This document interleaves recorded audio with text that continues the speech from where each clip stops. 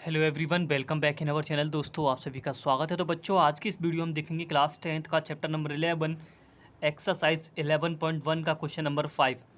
मैंने question number 4 और basic का जो वीडियो मैंने पहले ही अपलोड कर दिया। अगर आप चैनल पर नहीं हो तो प्लीज़ आप जाके प्लेलिस्ट को देख सकते हो। बेसिक आपका क्लियर है तो जैसे मैं हर बार बताता हूँ, बेसिक हमारा क्लियर होता है तो आगे जो कॉन्सेप्ट होते हैं वो हमें अच्छी तरीके से समझ आते हैं। तो चलिए शुरू करते हैं अपना सेशन। दोस्तों, अगर आप चैनल पर नहीं हो तो प्लीज़ चैनल को सब्सक्राइब करना बिल्कुल ना भूलें। साथ साथ ना हमारे बेल आइकन को ऑन कर दीजिएगा, जिससे कि जो आने वाले वीडियो का जो नोटिफिकेशन है ना, वो आपके पास सबसे पहले पहुंच जाए। तो क्वेश्चन आपकी स्क्रीन पर है बच्चों। तो आप अपनी एनसीईआरटी जो न्यू बुक लॉन्च हुई है आप उसको ओपन कर सकते हो, ठीक है। अगर आपके पास ओल्ड बुक है तो प्लीज़ आप अपने फ्रेंड से लेके उन चैप्टरों को आप कट कर सकते हो। कौन कौन से क्वेश्चन आपके आ रहे हैं सब वो आप देखिएगा। तो क्वेश्चन नंबर 5 आपका है, in a circle of a radius 21 centimetre an arc subtends an angle of 60 degree with the centre. Okay, find the, इसमें आपको 3 पार्ट फाइंड आपको करने हैं। पहला है the length of arc and second is the area of sector formed by the arc and the area of segment form by the corresponding chords. देखिए question में क्या पूछा जा रहा है, मैं आपको समझाता हूँ। क्वेश्चन में बोला गया है एक आपका सर्कल है, ठीक है। उस सर्कल की जो रेडियस है वो आपका 21 सेंटीमीटर आपका रेडियस है, ठीक है। एंड आर्क एक substance any angle of 60 degree. इस सर्कल में जो भी आर्क है इसका सेंटर से 60 डिग्री का एंगल बना रहा है। देखिए जैसे कि डायग्राम मैंने यहाँ पे ऑलरेडी ड्रॉ कर रखा है आपको समझाने के लिए।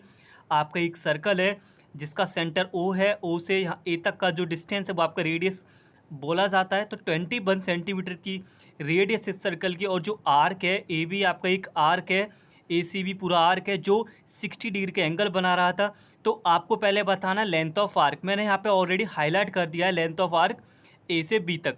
आपको लेंथ ऑफ आर्क बताना है। सेकंड इज आपसे सेक्टर पूछा गया, जो आपका सेक्टर बन रहा है ए ओ बी, पूरा का पूरा ये जो पिज़्ज़ा कट हम बोलते हैं जिसको, हर बार इसकी वैल्यू बतानी है। देन आपको सिगमेंट बताना है, ये जो सिगमेंट है ये वाला पार्ट जो लाइनें मैंने यहाँ पे ब्लू पेन से ड्रॉ कर रखे हैं। तो चलिए, अगर आपको देखो फॉर्मूले आपको पता है तो आप कम से कम समय में ऐसे क्वेश्चंस को आप कर सकते हो। मैं हर बार बोलता हूँ सारी आइडेंटिटीज़ जो आपके चैप्टर में है, फॉर्मूले जो भी हैं सब आप लर्न करके जाइए।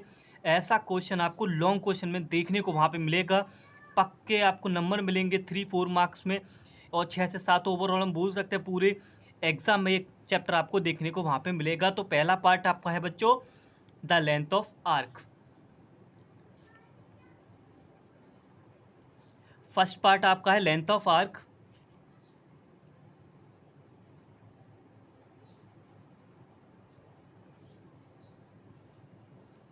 ठीक है, अब आपको लेंथ ऑफ आर्क का ना फॉर्मूला पता होना चाहिए। सिर्फ लेंथ ऑफ आर्क का जो फॉर्मूला होता है बच्चों वो आपका होता है theta upon 360 into 2 pi r. Okay, ये आपका लेंथ ऑफ आर्क का यहाँ पे फॉर्मूला होता है। तो देखिए आपको गिवन क्या क्या था क्वेश्चंस में। आपको क्वेश्चन में रेडियस दे रखा है, रेडियस आपका है 21 centimetre and theta equals to 60 degree, ये आपको वहाँ पे दे रखा है। और पाई की वैल्यू बच्चों इस क्वेश्चन के लिए 22/7 है, वो मेंशन करना मैं यहाँ पे भूल गया हूँ। ओके, आपको वैसे पता भी होना चाहिए। तो चलिए सॉल्व करते, करना कुछ नहीं है, सारा जो डाटा आपने नोट किया वो इस क्वेश्चन में आप पुट कर दीजिए।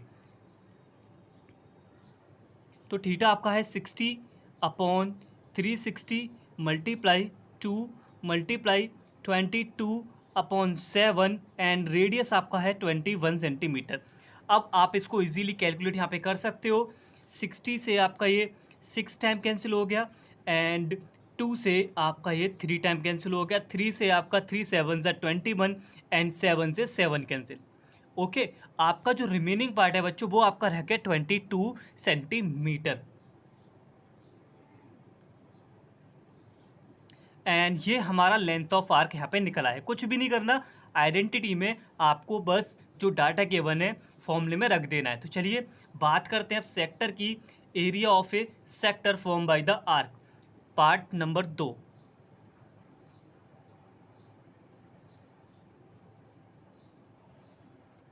सेकंड पार्ट में आपको निकालना है बच्चों area of sector. Area of sector का जो फॉर्मूला होता है वो आपका क्या होता है, एंड आई होप आप सभी लोग को पता होगा।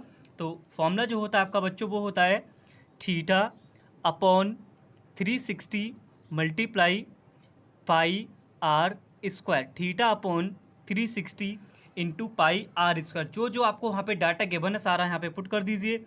एंगल आपको कितना दे रखा है, 60 का एंगल दे रखा है, 60/360 मल्टीप्लाई पाई का वैल्यू 22/7 एंड आपका जो रेडियस है वो आपका 21 का स्क्वायर 21 × 21 मैंने यहाँ पे लिख दिया है।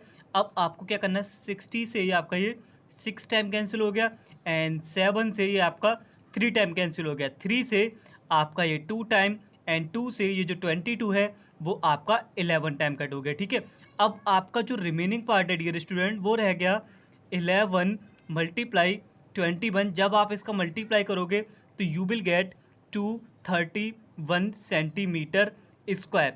तो ये आपका यहाँ पे आ गया है एरिया ऑफ सेक्टर। ठीक है, अब बात करते हैं पार्ट थर्ड की, जिसमें आपसे पूछा गया है सेगमेंट का एरिया। अगला पार्ट आपका बच्चों वो है एरिया ऑफ करस्पॉन्डिंग सेगमेंट। जब आपसे करस्पॉन्डिंग ऑफ सेगमेंट का एरिया पूछेगा तो आपको देखो मैंने यहाँ पे डायग्राम अलग से ड्रॉ कर दिया समझाने के लिए। देखो पहले मेन डायग्राम पे चलते हैं। एरिया ऑफ सेगमेंट पूछा, जो आपकी जो मैंने लाइनें ये ड्रॉ कर रखी हैं आपको इसका एरिया बताना है। मैंने क्या किया, ये जो पूरा सेक्टर था मैंने सेक्टर को यहाँ पे अलग से ड्रॉ कर दिया आपको समझाने के लिए।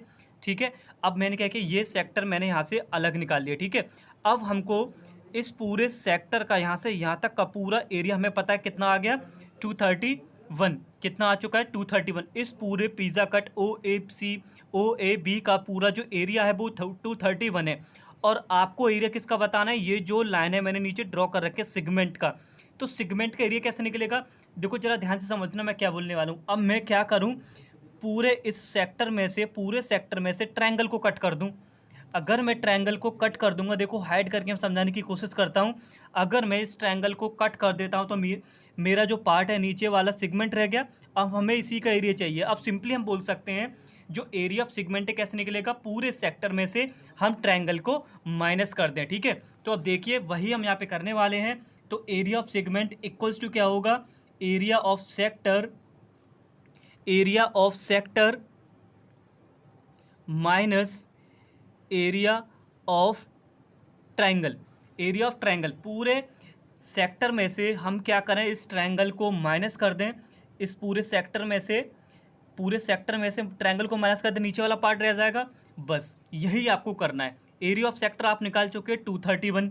एरिया ऑफ सेक्टर कितना निकाल चुके हैं आप, 231 माइनस। अब बात करेंगे एरिया ऑफ ट्रायंगल निकलेगा कैसे, जरा आप ध्यान से देखिएगा। जो आपका जो ट्रायंगल है क्वेश्चन में वो आपका कौन सा ट्रायंगल बन रहा है, इक्विलेटरल ट्रायंगल बन रहा है। अगर ये 60 है, ये आपका 21 हो गया, ये 21 है। ठीक है, ये आपका क्या है, ये रेडियस है, ये 21, ये 21, ये आपका 60 डिग्री का एंगल है। तो बचे हुए दोनों एंगल्स का जो सम होगा वो आपका कितना होगा, 120 के इक्वल होगा। 120 के इक्वल, 120 के इक्वल होगा तो ये दोनों एंगल भी हमारे सेम होंगे, बिकॉज अपोजिट साइड इसकी सेम है, अपोजिट साइड सेम है तो ये दोनों एंगल भी सेम होंगे। मतलब कि हम बोल सकते हैं अगर ये 60 है तो बचे हुए दोनों एंगल का जो सम है वो आपका 120 है। बाई आइसोलेसिस ट्रायंगल की कंडीशन से अपोजिट साइड सेम है तो एंगल भी सेम होंगे। 120 का हाफ 60 + 60। अब हम यहाँ से लगा सकते हैं। तो एरिया ऑफ ट्रायंगल माइनस आपको करना है। एरिया ऑफ ट्रायंगल आपका होता है इक्विलेटरल का √3/4 साइड का स्क्वायर। साइड आपकी क्या चल रही है, 21। जो रेडियस है ट्रायंगल के लिए साइड का वर्क कर रहा है। बस आप इसको सॉल्व करके लिख दीजिए और आपका आंसर यहाँ पे आ जाएगा 231 माइनस √3/4 इंटू 441। आप इसको अब लिख दीजिए 231 441 √3/4 एंड यही आपका यहाँ पे फाइनल आंसर है बच्चों। तो एंड आई होप आपको यहाँ पे सब कुछ समझ आ गया होगा। अगर देखो यहाँ पे हमारा बन रहा है इक्विलेटरल ट्रायंगल तो हमने फॉर्मूला लगा दिया √3/4 साइड का स्क्वायर। अगर अभी हमारा ये एंगल जो है 90 डिग्री का यहाँ पे बन रहा होता तो हम बोलते राइट एंगल बन रहा है। अगर 90 का होता तो क्या होता है, ये राइट एंगल होता। राइट एंगल के लिए क्या होता है, 1/2 बेस इंटू हाइट। बेस ये हो जाता, हाइट ये हो जाती, तो हम वहाँ पे एरिया ऑफ ट्रायंगल निकाल सकते हैं। इससे पहले मैं जो एक क्वेश्चन भी कराया था सेगमेंट का, आप डायरेक्ट उस फॉर्मूले से भी कर सकते हो। θ/360 πr² माइनस का 1/2 sin θr²। वो भी मैंने इससे पहले क्वेश्चन को मैं वहाँ पे उस फॉर्मूले से निकालना मैंने सेगमेंट का एरिया बताया था। तो चलिए मिलते हैं अगली वीडियो में, तब तक के लिए धन्यवाद, take care and wait for the next video.